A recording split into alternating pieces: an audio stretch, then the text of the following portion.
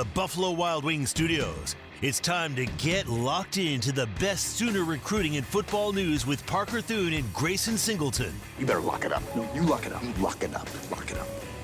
Hit the guys up on the Riverwind Casino call-in line at 405-329-9000 or text the show on the Knippelmeyer Chevrolet text line at 405-651-3439. Do it! Just do it! Now, with Locked In, here's Parker Thune and Grayson Singleton. All right, let's get it rolling. It's a Thursday. This is Locked In. Live on the Ref Sports Radio Network, the Ref app, and also on YouTube, if you're at all inclined to tune in there and see our beautiful faces. Connor Pasby running the YouTube stream here for us in the Buffalo Wild Wings studios. Parker Thune here with Grayson Singleton. The show brought to you today and every day by Dorsey Jones GMC out in El Reno. Head out there, let them get you set up with one of the most reliable trucks or SUVs on the market today. Fantastic service out there. Half-price oil changes on Saturdays. Family-owned and operated out there at Dorsey Jones in El Reno. We appreciate their partnership and, of course, are excited to interact with all of you on the Knippelmeyer Chevrolet text line at 405-651-3439 today. I always think it's hilarious, and I know not everyone has the capacity to listen to the radio continuously all throughout the day because people do have jobs and lives. But I always think it's hilarious when somebody sends in a text about something that we were talking about literally just moments before. There was a listener in the 918 that sent in a screenshot of the announcement that the University of Oklahoma is going to be opening the North Oval, the Parrington Oval, for those of you that want to be technical, for tailgating this fall. Somebody sent in this screenshot at 1:55 asking, is this news? Did we already know this? And Steely had referenced this not 15 minutes prior. But yes, for those of you that have not yet seen the announcement from the University of Oklahoma, the Parrington Oval, is going to be open for tailgating in 2025 and beyond, which is exciting. Yeah, I know it as the North Oval. I didn't know it was called the Parrington Oval because when my girlfriend took me on a tour of campus, she called it the North Oval, so that's all I knew it by. It always was interesting to me how OU's a little bit stricter on where you can tailgate, because at OSU, people were tailgating everywhere. That's just kind of how it worked there. So I kind of assumed, okay, OU might be the same, but no, there's a little bit tighter guidelines to where they let you tailgate here. Yeah, generally there's not a whole lot happening on the ovals on game days. I think the most notable thing that's ever happened on one of the ovals was that guy blew himself up on the South Oval in 2005. Yeah, after trying to take a homemade bomb into the stadium. Yeah. So fortunately, the crisis was averted. The security protocols worked that day. But yeah, I believe that happened on the South Oval, the Van Vliet Oval, if you want to be technical. Okay. Those are the two ovals. Learning something new every day. Parrington Oval is the North Oval. The Van Vliet Oval is the South Oval. I spent a lot more time on the South Oval than the North Oval in my days on campus. I think it's generally the case that the North Oval is for those that are either really smart or artsy, because you've got like the College of Law up there. You've got the College of Theater, music performance. I feel like you would fit in with some of these people. You'd be surprised. Yeah, maybe not theater, but law. I tell you, man, I had a buddy. I feel like you would fit in with people that study law. Maybe in some universe. Certainly not the academic universe. That was not the crowd that I ran with when I was in college. I did have a buddy that switched his major mid-year, or no, I guess it wasn't mid-year, but after his freshman year, switched his major from journalism to theater. He lasted all of one semester in theater school before he switched right back. It's like, really, man? You want to become an actor? It was a dream of his for a brief moment in time. But yes, the North Oval is where a lot of the administrative buildings are. Obviously, you have the artsy folk hang out up there, and of course, the really smart people. And then for everyone else, all us commoners, there's the South Oval. Spent a lot of time walking up and down the South Oval. Burly Boomer says, I was sitting in Section 10 when dude went bang. Oh, you were there? I didn't realize it was loud enough that you could hear it in the stadium. What was it like when you found out that somebody did that and you were there? I just want to know mentally what that was like. Yeah, it's got to be kind of crazy. That was Yeah, 2005. right. I was 6 years old at the time. So. I was going to say, I was 3. Gunny Stutzman Army says, I could have used some friends that studied law. I do want to get to this other text. Slim Brady asked, Parker, can I pull a receipt out on you? Respectfully, of course. By all means, Slim Brady, what did I say that looks idiotic in retrospect? Please let me know.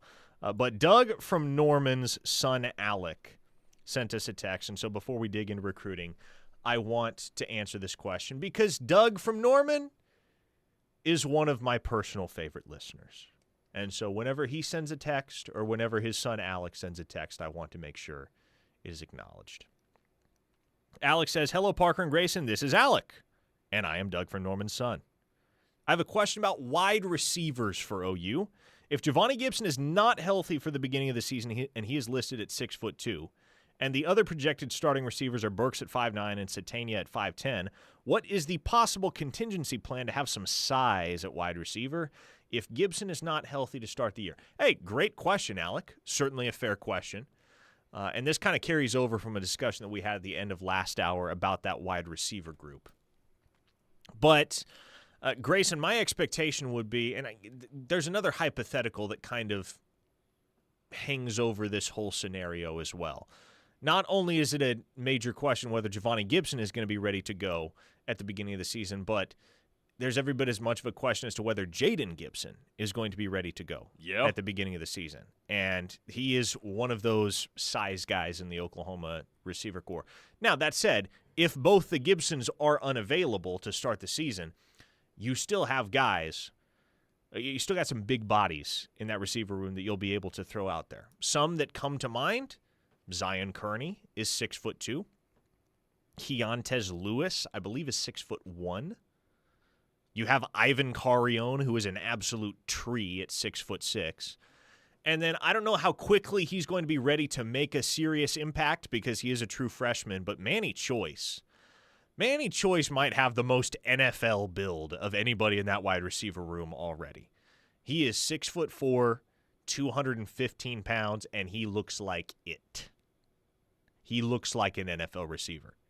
Time will tell whether he will play like an NFL receiver, but physically, he already looks like an NFL receiver. And I think that's the caveat to all of this is, and you have Elijah Thomas as well, who is 6 foot.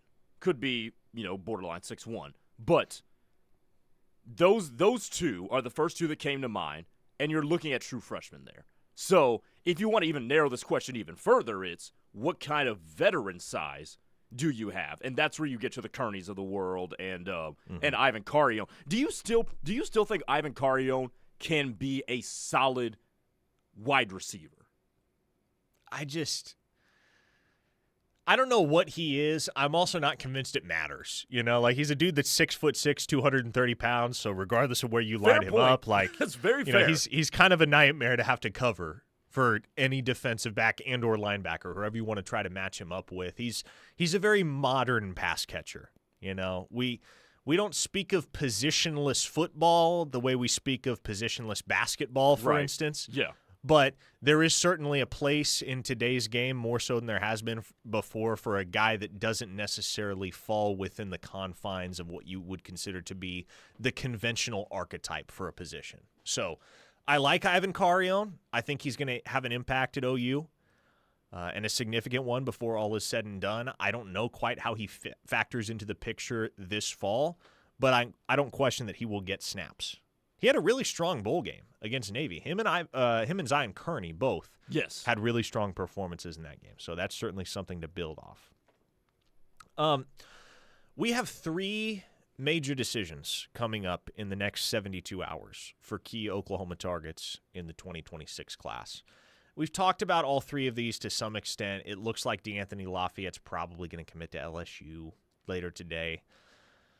OU made a good run there, but also with them being prominently involved in the Jake Krell sweepstakes, and in fact, as we have discussed, having the edge for Jake Krell right now, think you understand why Oklahoma might not be willing to go above and beyond in fighting the battle for DeAnthony Lafayette, given that they already have Matthew Nelson committed, they have Daniel Norman committed, and they look really, really good to eventually close the deal with Jake Krell as well.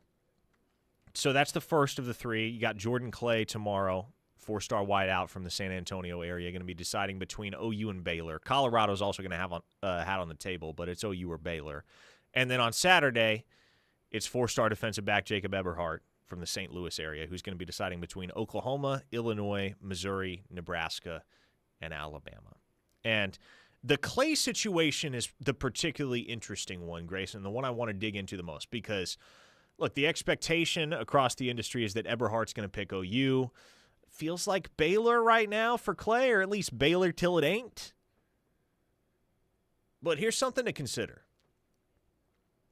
We've talked so much in recent days and recent weeks about how the outcome and the fate of Oklahoma's 2026 recruiting class is going to be so heavily dictated, ultimately, by how the Sooners perform on the football field this fall. Let's just say that Jordan Clay does indeed commit to Baylor on Friday. We are living in a world where, as of this moment in time, Oklahoma only has one wide receiver commit in a cycle in which they would like to take 4. So might it be the case that if Jordan Clay picks the Bears on Friday, tomorrow, that Oklahoma remains in contact with him, plays the long game, and let's say they manage to win 9 games this fall, whereas Baylor goes 7-5. And Dave Aranda's job security is very much in jeopardy once again. Is there something to reevaluate there at that point for Jordan Clay? I think that's a very fair question to ask at this point, even as it does look like Baylor has the inside track to landing Clay's commitment tomorrow. One of the things that will undoubtedly be the case down the stretch, this is just a reality of modern recruiting and will certainly be so all the more this cycle because of how much is changing before our very eyes across the landscape of college football. There are going to be a lot of big-time guys in the 2026 class that have one reason or another or multiple to, at the very least, reevaluate their decisions this fall. You got to maintain your relationships. That's what it's going to come down to, and your diligence that you put in to do that could ultimately swing a couple of things in your favor because Oklahoma is not the only team in the country that's facing some uncertainty about its coaching staff's future. They're not the only team that is in a win-now mode or what else is going to be the case come 2026. Baylor is one of those teams that's in that discussion. By the way, interesting note on the Bears. You're going to find out a decent amount about Baylor pretty quickly in the season because they've got a week 2 game at SMU. So they're going to have a pretty tough challenge early on in the year. We'll find out a decent amount about them.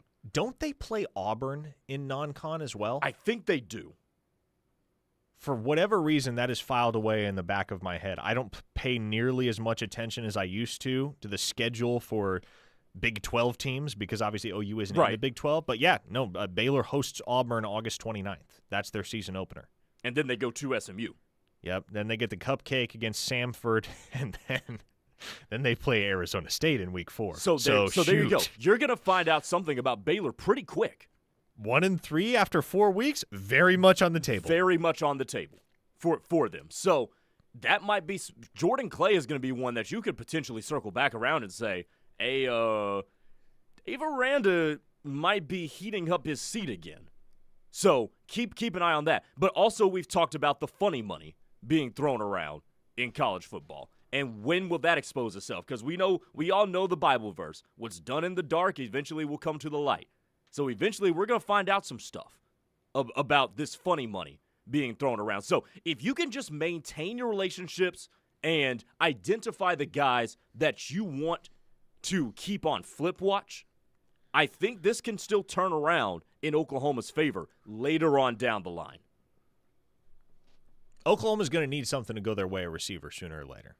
because go back to it. Like they want to take 4 receivers. I don't know if that's realistic at this point in time. Probably not. I think you maybe look into the portal to fill holes at this point with how many key targets have already come off the board at that position. But the plan all along has been for Oklahoma to take 4 receivers. And for one reason or another, so many of these battles have turned another direction.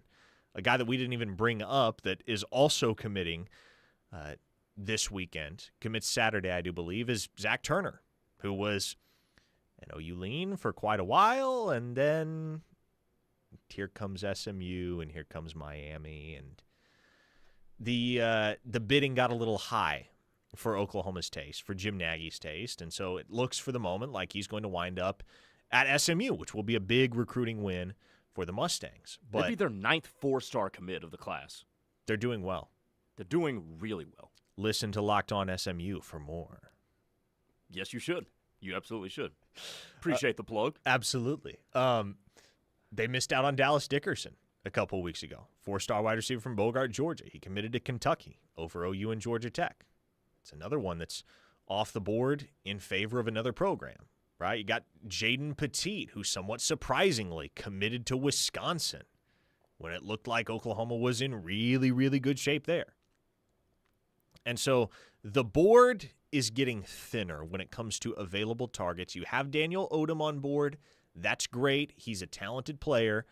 But if Clay comes off the board in favor of Baylor, then at that point, really your only uncommitted target left at wide receiver is Davian Gross. And things do look good for Oklahoma there. Things do look good for OU with Gross.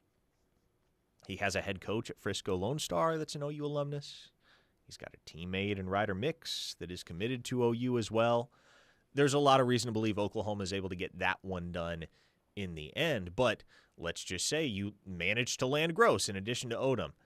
You still feel like there's work to be done going into the fall at the wide receiver position. And whether that comes down to a few new evals, some late offers, late pushes, or just continuing to play the long game with a guy like Jordan Clay, Oklahoma probably can't be done at wide receiver.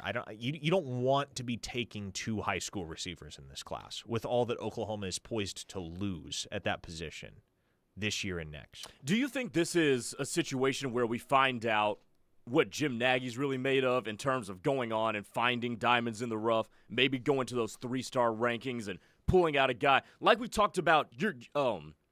Who's the kid from Northeast Oklahoma? The 5'8" white kid that you really like. Oh, Cooper Hooker, yeah. Cooper Hooker. Yes, I almost said Cooper Hackett. But somebody in that sort of range that could be a developmental piece that could pop in, let's just say, 2028, something like that. Do you think that's on the table?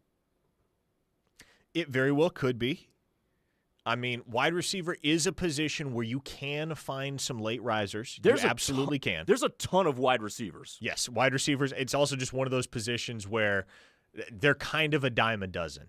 And you'll find special guys every now and again. And Gross is, I think Gross is maybe the only dude out of the group that Oklahoma has recruited at this point that I would categorize as truly special. You're talking about a guy that has an equally bright future at running back or wide receiver, and he just won a state championship in the state of Texas this spring by running the 200 meters in 20.5 seconds. Mm-hmm. So that dude's special. Outside of that, I don't know that it really feels, and I'm not trying to sound like a sunshine pumper here, but it doesn't really feel like Oklahoma has any individual targets at the wide receiver position or have had any individual targets throughout the cycle that you feel like they absolutely got to have at all costs just because this dude, you're not going to be able to find another one of this dude out on the open market. I mean, if it's me, I'm sending a fruit basket to the James household, seeing if we can mend the fences there. But again, that doesn't seem like a direction that Oklahoma is too terribly inclined to go with Mason James, the 4-star Washington commit up there at Norman North High School. So, yeah, it'll be interesting, man. Be interesting. Wide receiver is also not one of those positions where you're accustomed to seeing Oklahoma go into the fall without everything figured out. Generally, in the past, it has been the case that that's a position where Oklahoma has commits lined up early. And in some case, a whole bunch. They went into the fall last year with 5 commits at wide receiver. Of course, they only signed 2 because Cortez Mills flipped to Nebraska and OU chose to drop Grayson Harris and Marcus Harris down the stretch. But definitely not used to seeing the Sooners have to scrounge for wide receivers come the fall of a given recruiting cycle. So we'll see how Nagy and staff manage that. One-star Joe Bob from Louisiana says, I'm not listening to Pickle Boy's fake voice on another podcast. Why do you think my voice is fake? On another pod? Do you have a pod currently? Well, that Joe Bob listens to? He's talking about Locked On SMU. Oh, okay. Yeah, in response to your plug. Well, yeah, but he said on another pod as if you currently have a pod besides Locked On I guess he SMU. regards this as a podcast. He may be referring to this show. I think it is. Okay, folks, we got to hit an opening timeout. We're overdue. 405-651-3439. Questions are beginning to pour in on the Knippelmeyer Chevrolet text line, so we'll hit some of those on the other side. Keep it right here on the Ref, the home of Sooner fans. We shall return. This is Mark Van Hoos, owner of Van Hoos Fence. Van Hoos Fence has years of experience and proven superior performance, kind of like a certain head ball coach. We know Van Hoos Fence offers the best value and service for your residential, commercial, or sports fencing needs. Whether it's a new install or repair work, let Mark and his team at Van Hoos Fence be your trusted resource. Call us today at 405-735-1167. Save yourself from Googling it up. Go to vhfence.com. They will work with you in a great way. Attention construction pros. Purple Wave Auction brings quality equipment to your fingertips. Join our bi-weekly online auctions featuring dozers, excavators, loaders, and more. We provide detailed listings, photos, and seller contact info. Inspect online or in person. With our no reserve policy, every item sells to the highest bidder. Visit purplewave.com today and see why informed builders choose Purple Wave. Transparent processes, real deals. Your next great purchase awaits. purplewave.com. It's time for those hot summer wins at OKC's #1 casino. And the July jackpots are shining across Riverwind. Make a splash with a brand new gaming experience. Chill out with a cold drink on one of your go-to favorites. Don't miss your share of the $80,000 Sunkist Cash giveaway. And the more you play with your wild card, the luckier you get. Come and beat the heat at the Metro's best summer escape. Only at Riverwind Casino. At Meals on Wheels of Norman, we deliver more than just meals. We deliver connection, compassion, and care to homebound seniors right here in our community. But we need your help. Volunteer drivers are the heart of what we do, and just a little of your time can make a big impact.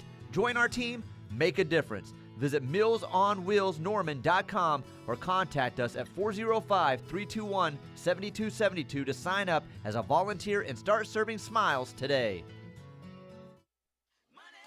This is Peggy Doviak, and I opened DM Wealth Management because of a horrible experience that my mother had with a stockbroker. I wanted to give people an alternative, a place they could go to understand their money, to know why investment decisions were made the way they were, and to create a financial plan that would help them meet their goals. Most of all, I wanted to help them plan their prosperity. Call me at 405-329-8884 or dmwealth.com. Do you like to stand out in a crowd while wearing the best in OU apparel? The Jimmy Austin Pro Shop carries the best brands you can wear to work or even dress up events. Lines such as Lululemon, Travis Mathew, FootJoy, Greg Norman, Grayson, or Turtleson with the OU and Jimmy Austin logo are sure to catch everyone's eye. You don't have to be a golfer to shop at Jimmy Austin. They also do corporate special orders for you and your company. Call them today, 405-325-6716, or visit theougolfclub.com for more information. The Cornhole Tournament is back at Buffalo Wild Wings. Come out to the Bixby Buffalo Wild Wings on Saturday, July 12th. Registration begins at 11 a.m. with the tournament starting at noon.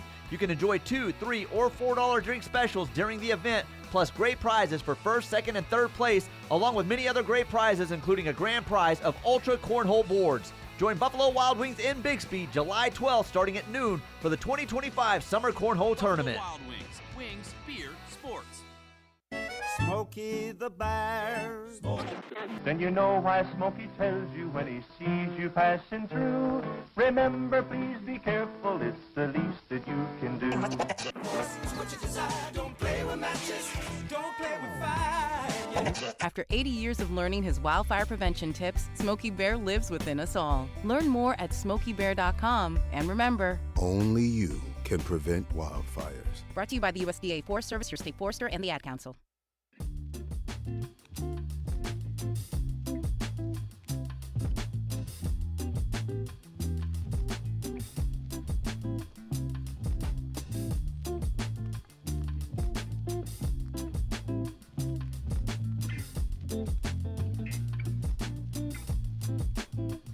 It is the Ref, the home of Sooner fans. Parker Thune and Grayson Singleton with you on Locked In. Brought to you by Dorsey Jones GMC. The Knippelmeyer Chevrolet text line always accessible at 405-651-3439. Eric in Dallas tosses a question at us. We keep it rolling here. Hey, Parker, who is the better receiver, Clay or Gross? Well, I've gotten the chance to see both, and my opinion, I think the opinion of many, is that Gross is the surer bet. And if we're talking receiver, are you talking receiver in terms of the skill or the position?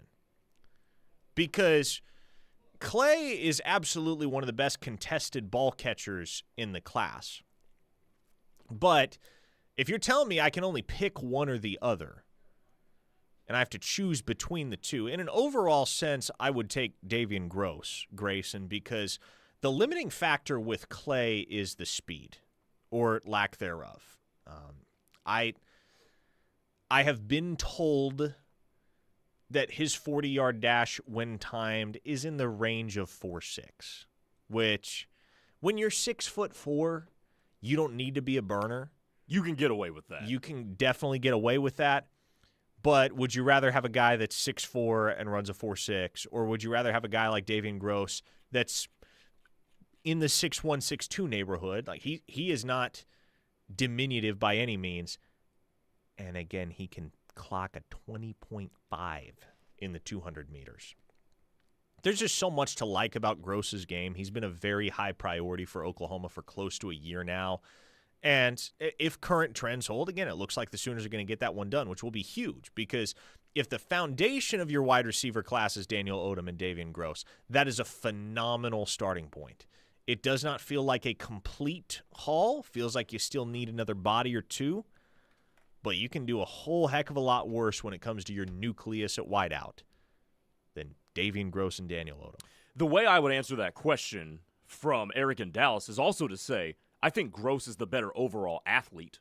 Mm-hmm. And I think he also presents the opportunity to be used more in versatile ways. I've compared him to Percy Harvin with how Florida was using him a long time ago. Now, that does not mean he's going to be Percy Harvin, but I do think the way that you can use him in the backfield, the way you can use him in the slot, you can use him on the outside, you can use him in the special teams game, there's a lot that you can do with Davian Gross. Yeah, it's really funny. It's really funny you bring that up, because I was told authoritatively from somebody on the Florida side that when he took his official visit down there, they used the P word, which they have really never done before. And the P word, if it's not obvious, is Percy in this context. They see him as their modern-day Percy Harvin. Unfortunately, geography matters in this recruitment. Yeah. That's the hill that Florida has to climb. And so there's a reason, or there are many reasons why Oklahoma looks like the most feasible landing spot, the most likely landing spot right now for Davian Gross. But I'd say Florida's running second. And that's another recruitment, Grayson, not to beat a dead horse, but you want to, regardless of whether Davian Gross commits now or in September, October, whenever it may be, you want to get that guy to sign on the dotted line in December, you better win this fall.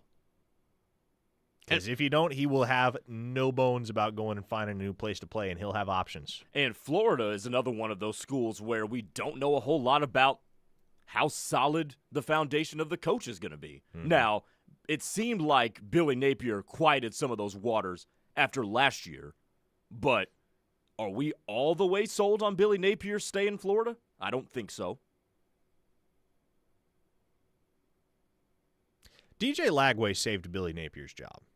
Yes. That's the reason Billy Napier is still employed, is DJ Lagway. The emergence of DJ Lagway and the fact that he could potentially be a top-of-the-line SEC quarterback is the reason Billy Napier still is Florida's head coach. Boy, imagine a world where DJ Lagway had flipped to USC on signing day, because there had been some talk of that. I don't know how real it was, but in a world without DJ Lagway, Billy Napier is out of a job right now. LeBron lover on the text line. Hey, we got another one. He said Percy Harvin confirmed. That's what I heard. That's you. That's your burner. LeBron lover. It tracks. This is not my burner. Who was it that also said I had a fake voice? Psychonaut Sooner. Somebody. Yeah, he said, Grayson NGL, your voice sounds fake, bro. Does this mean that I'm in the right business? I think so. I think that means I'm in the right business.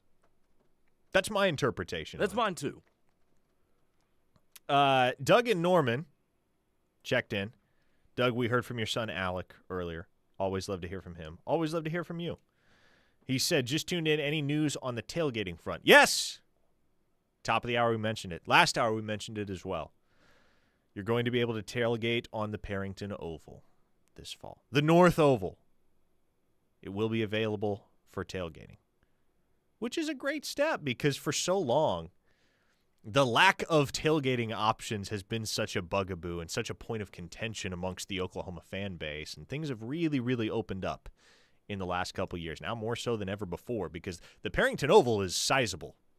You're talking about a lot of land, a lot of space to be able to tailgate on. Out there in front of Evans Hall. KW918 wants to know, will OU start losing coaches because the front office isn't willing to match what other schools are offering for recruits? I mean, they do their own evals, so there's a reason they want the kids they're going after. Well, to quote Khalil the Caterpillar from the fine film Jonah, a VeggieTales movie, that is only half true. Because, no, like the coaches don't do their own evals anymore. Not at Oklahoma. The evals are all done by Jim Nagy and his staff. I mean, obviously the coaches are involved. The coaches are watching film. The coaches aren't completely out of the loop on what kind of player a given prospect is. But the evaluation process, since Jim Nagy got to town, it no longer runs through the position coaches. It runs through the front office. And Jim Nagy laid this all out in his interview last week on the Triple Option podcast with Rob Stone and Mark Ingram and Urban Meyer. He explained this all. He said, yeah, conventionally the way it used to be is if you're an assistant coach, you're doing all your own evaluations and the head coach is putting the final stamp on guys. That's not the case anymore. Not at Oklahoma. Jim Nagy, Lake Dawson, Drew Hill, Stacy Ford, all the folks involved, Taylor Redd, all the folks involved in that operation, they're the ones handling the eval process, which it's a double-edged sword, right? Because I think you kind of love it and kind of hate it if you're a position coach. On the one hand, it's a major task that is off your plate. Mm-hmm. One less thing to occupy your time. One less thing that you have to be responsible for that is taking time out of your day. But on the other hand, it's understandable that you might feel a little bit disenfranchised. Because whereas you're very much used to tailoring your room to your specifications and your preferences, now it's somebody else that's is effectively handing you the talent. It's and almost telling you, hey, develop these guys. It's almost like you hire a chef and you give the chef the ingredients, but he's like, I don't know what to do with these. I need what I'm used to. So you can see how a coach can be a little bit frustrated in that sense when that is the chain of command when it comes to recruiting, which, by the way, is a really funky chain of command. Yeah. I mean, it's, again, at the collegiate level, it's unconventional. It's not unlike what happens in the NFL. And I think that's part of the reason why Nagy has established it is because he comes from an NFL background. And in the NFL, what happens? The general manager, the front office, they put together the roster. The coaches coach. Reminds me of the Frank Caliendo bit. Coaches coach and players play. I think that was his Ditka impression. Coaches coach and players play. But the front office in the NFL, those guys are the ones assembling the roster. And all the coaches are told, the only assignment they're given is, hey, take these guys, get the best out of them.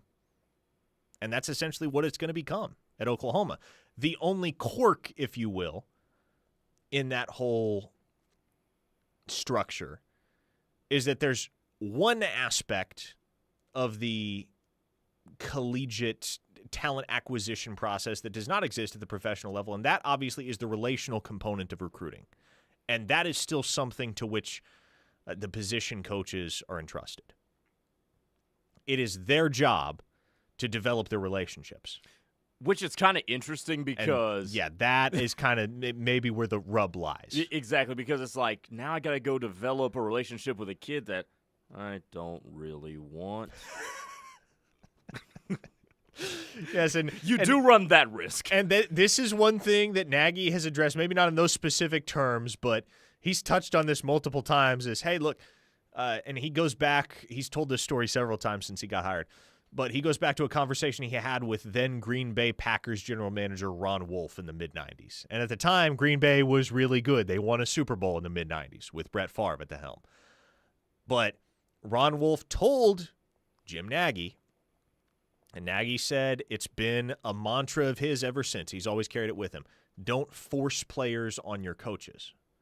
And so you'd expect that situation never arises where a position coach is having to go recruit a guy that he really doesn't want. Because if Jim Nagy is a man that's true to his word, he's not going to force a player upon his position coach if the coach doesn't put his stamp of approval on the pursuit of said kid. So, again, the way that Nagy's articulated it is it's just a bunch of checks and balances.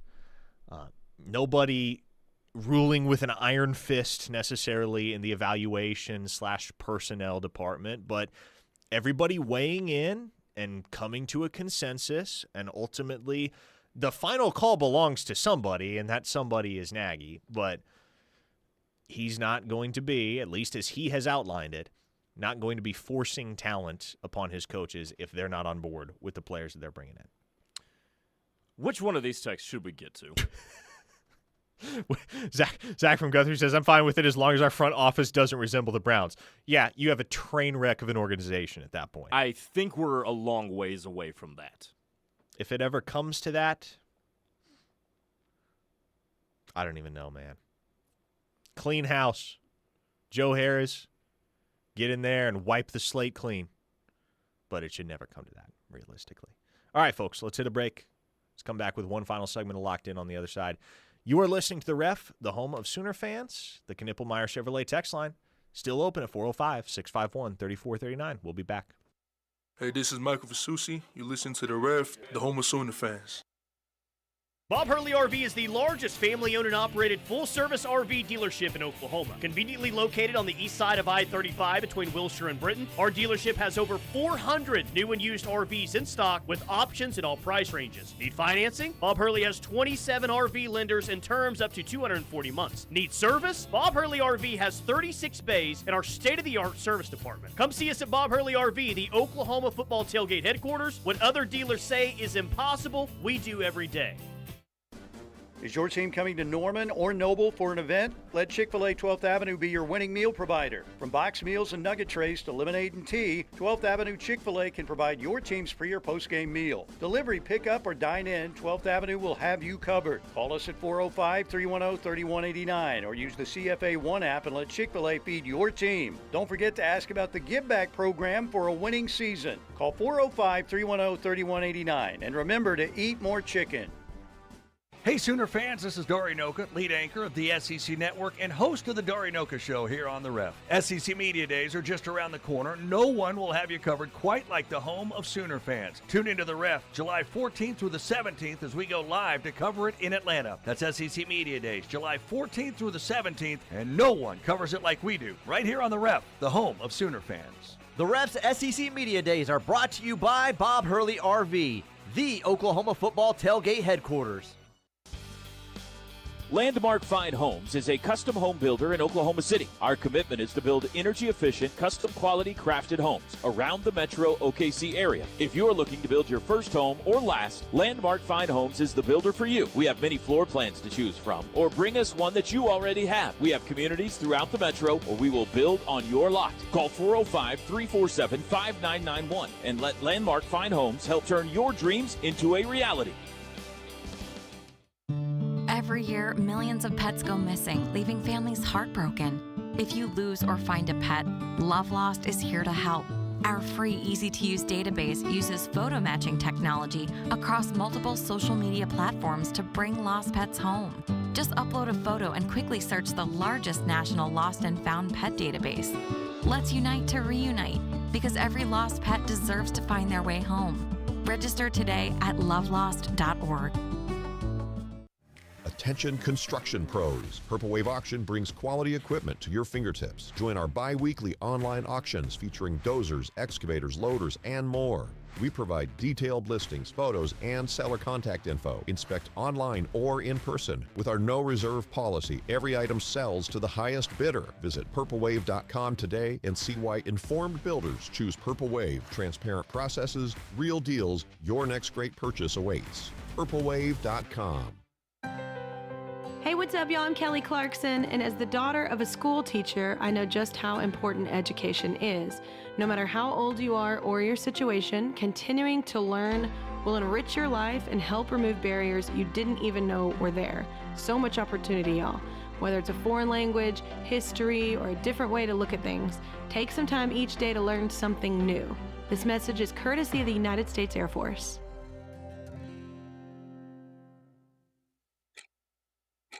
From the bench to your defense. Tracy Schumacher, a former district judge, former Cleveland County prosecutor, and now your voice in a DUI fight. Your driver's license could be at risk. Time is critical. If you've been charged with DUI in Cleveland, McLean, Grady, or Garvin County, you need someone who knows how the system works. Schumacher Law Group at 405-701-1882 or visit lawgroupok.com. From the bench to your defense when experience matters.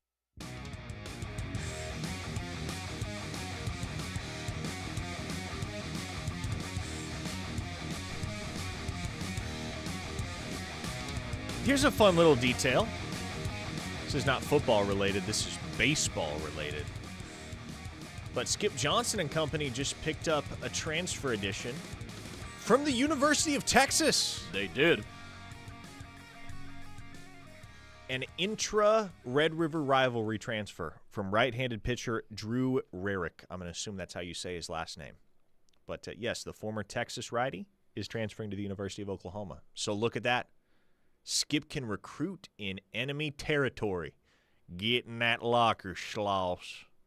They've been doing work in the portal this offseason. They really too. have, man.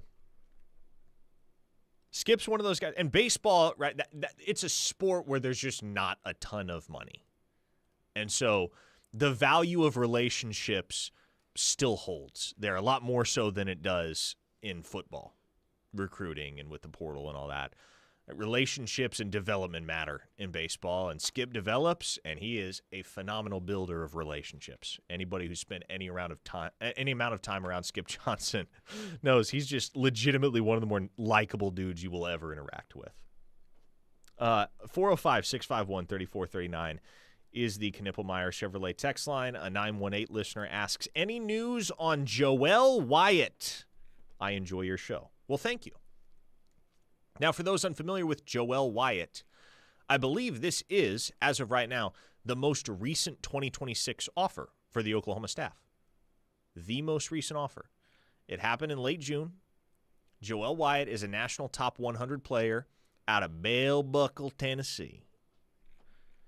Two-way guy, could play defensive back or wide receiver at the next level, or realistically linebacker. He's big enough and muscular enough to potentially project there. But Oklahoma threw a hat in the ring in late June. At the time, it was primarily Tennessee and Vanderbilt, the in-state programs, battling for his pledge. But shortly after the OU offer, Wyatt postponed his commitment, which was scheduled for early July. And as it stands, he plans to take his recruitment into the fall. I would not be surprised if Joel Wyatt takes an official visit in season to the University of Oklahoma. As to whether they get him, who's to say right now? He has never visited campus. The relationships are still very new, very fresh, still developing. But Oklahoma has made him an interesting pitch. They want to play him on both sides of the football.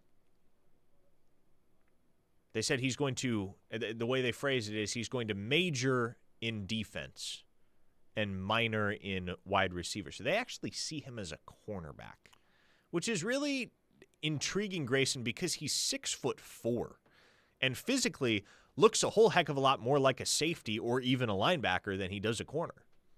But Oklahoma would like to get him some action at corner. They would like to get him some action at wide receiver. So that's what you need to know right now on the Joel Wyatt recruitment. Yes, Oklahoma's involved. Probably not a process that is coming to an end anytime soon. How closely does that resemble the pitch that was given to Jacoby Johnson when he was coming out of Mustang? Interestingly, not at all. They told Jacoby Johnson, coming out of high school, you're going to play defensive back.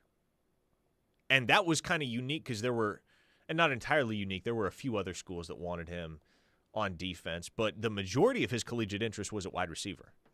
I was one that thought he had a higher ceiling at wide receiver, should he choose to play offense to the next level. But Oklahoma was insistent that if he was a Sooner, he was going to play defensive back. He liked the vision that Oklahoma had for him. He committed over Stanford and Michigan, I want to say, and Alabama were the other three major contenders for his pledge. But Oklahoma won out. And then, of course, by his sophomore year, necessity forced him to take a few snaps at wide receiver midseason last year in an experiment that only lasted a few weeks. But, yeah, you would have thought that Oklahoma would have given him, or at least teased the opportunity that you can come here and you can explore playing both ways. But no, it was always pretty straightforward with Jacoby Johnson. You're going to come here, you're going to play defensive back. Interesting. Papa Boganowski says, since Grayson is using a fake voice, y'all are wild, man. I need him to take a page from Steely and Parker and give us the Oklahoma listener voice. I don't think I can do that. I don't think I have You don't got a redneck voice? I don't got a redneck voice. Oh, it was funny. Steely came in. I can't remember what soundbite this was in reference to, but he walked in the studio earlier and he said, let's play such and such soundbite. I'm about to make some rednecks pissed off. That was his mission today. James and Lawton also said, did you say a couple weeks ago to a texter that he may not have recognized your voice at the gym? So what is it, Pickle Pony? Pickle Poke Pony, actually. Fake voice at the gym or on air? Look, when I'm on air, that's a more buttoned-up environment. I actually have to communicate through a microphone, by the way. Most of your favorite sports personalities do not sound the same in real life as they do on air. Parker, believe it or not, is one of the closer ones to sounding like he does in real life on air. I think it's just because I spend so much time in front of a microphone that's just kind of become my voice. Yeah. You know? The difference used to be a lot more stark, I can recall that. Because you enunciate differently when you're talking into a microphone. Absolutely. And at a certain point, it just becomes internalized. It's reflex. It's muscle memory. Mm-hmm. You do vocal warm-ups? Sometimes. When I'm about to call games, I do. Really? When I'm about to do a radio show, no, because I think that's a little bit more informal than calling games. But during season, yes. I had a buddy in undergrad that was insistent upon doing a full routine of vocal warm-ups before anything we did. See, I don't make a production out of all of that. A skunk sat on a stump. The skunk thought the stump stunk. The stump thought the skunk stunk. What kind of edibles was he on? What? That was one of his vocal warm-ups. Interesting. Indelibly seared into my memory. Gunny of Stutzman Army says, I'm convinced Skip can do anything. Unlike Grayson, Skip can actually bowl. Yeah, Skip Johnson is like famously a really good bowler. Oh, okay. Has he bowled a 300? Do we know? We got to see the showdown. Skip Johnson versus Dave Hunziker for all the Bedlam marbles. That'd be a good one right there. The Waffler said, "You guys leave G Money alone about his voice. He landed the pickle spot." That he did, and for that we're grateful. It has led to the creation of some excellent text line memes. Mm-hmm. Here's an interesting question from the 580. This listener says, haven't heard Danny Okoye's name lately. Is he still in the mix? Yeah, he's still in the mix. I don't know how much you see him this fall. I'm sure he'll play. I'm sure he will see snaps here and there. But the guys that, at least at this point, are expected to be heavily in the mix at defensive end are obviously R. Mason Thomas, Marvin Jones, P.J. Adibawara, and then Taylor Wine is obviously a guy that's really come on strong as well. So you'd think that you're going to see more than 4 defensive ends because historically that is a position where Oklahoma has used a lot of different guys. They've had their mains, they've had their stalwarts at that position, but you've seen a lot of rotational contributors there. Thomas was a guy that was seeing the field as a freshman, for instance. Rewind to last season, how many guys were they using? At least 5 or 6. Trace Ford wasn't anything higher than 5th on the depth chart at defensive end, but he got some quite a bit. Yeah. I think you'll see Danny Okoye. How much? I don't know. Barring injury, higher up the depth chart, I don't know that you see him a ton, but I figure he starts to make an impact in 2025. Bobby and BA wants to know, Parker, did you see how jacked those brothers from AZ are yesterday? Yeah, folks, if you're not familiar with the Jandros' respective physiques, you've been living under a rock because that is like those boys' calling card. It ain't hard to say. If you ever see any photo of the Jandros, in this particular picture, they were both shirtless in this pic. But regardless of the nature of the photo, it's really not hard to tell when you see those guys, either in a photo or in person, that they are absolute units, specimens. You think they could be professional bodybuilders if they weren't playing football? It's a possibility. So they lift twice a day, 6 days a week. They take Sundays off. That's it. Wow. They are lifting twice a day, 6 days a week. And that, folks, plus I assume I feel bad for their parents' grocery bill. Holy smokes, man. That, in addition to the consumption of what I expect is a great deal of protein powder and creatine, that's how you get that jacked. Schmitty will not have to do much with those two. No. They will be prepared. Gator says, pretty sure Skip has multiple 300 games. I can believe that. CD from Hockley wants to know, what's the latest with Jason Witten's kid? Oh, yeah, we haven't talked about Cooper in a little while. I feel like we got a question about Cooper Witten last week, or maybe 2 weeks ago. At risk of being overly reductive in my analysis of this recruitment, once again, win games this fall, and then we'll talk. Win games, and then we'll talk. Cooper's got a lot of interests. Oklahoma is certainly one of them. Tennessee, his dad's alma mater, is one of them as well. Notre Dame is very prominently involved. Legacy U. Oklahoma was his very first offer. That matters, as does his dad's relationship with DeMarco Murray, with whom he was teammates for, 5 seasons? 6?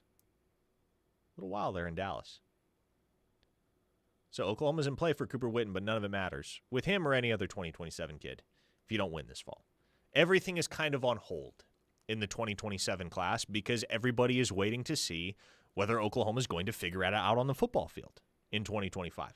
If they do, it genuinely has the potential to be this is going to sound hyperbolic. I promise it's not. If they win this fall and if they land Peyton Houston, Oklahoma can make a run at the number 1 class in 2027. Because Peyton Houston is a man of great influence on the recruiting trail. And then you're also talking about Zane Rowe being in that class, too, potentially. It is not out of the question. Would I bet on it? Maybe not. But it is not out of the question that Oklahoma could contend for the number 1 class if they win this fall and are able to lock down Houston in particular as the centerpiece of their 2027 home. And that, folks, will bring us to the end of another award-winning installment of Locked In. I think we won at least a couple of awards today. We'll do it all again tomorrow. For Grayson Singleton, I am Parker Thune. Thanks so much for rolling along with us today. Don't go anywhere. The Rush is next. Tyler McComas and Teddy Lehman take over on the other side.